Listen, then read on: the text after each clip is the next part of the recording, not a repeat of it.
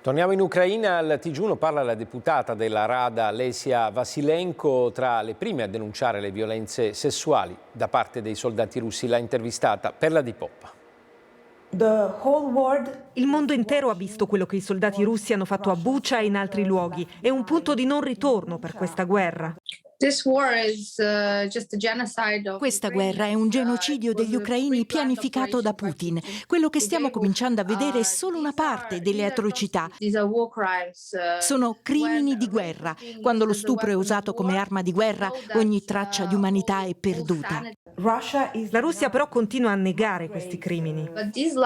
Sono bugie impossibili da mascherare. Questa è la seconda guerra mondiale che si ripete nell'Europa del XXI secolo, ma con gli smartphone e i social media. Il telefonino è un'arma. Quelle foto rendono il mondo intero testimone. Ha parlato di stupri come arma di guerra. Avete raccolto prove su questo?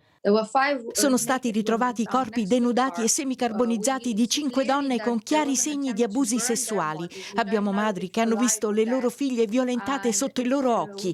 Ieri mi è arrivata notizia da un ospedale pediatrico di una bambina di 10 anni con ferite orribili. Da donna e da madre di 3 figlie non riesco neanche a parlarne. Pensi, e se fosse successo a me? Ha usato la parola genocidio. Quale dovrebbe essere la risposta dell'Occidente davanti a tutto questo? Il genocidio è un crimine sancito nella Convenzione del 48.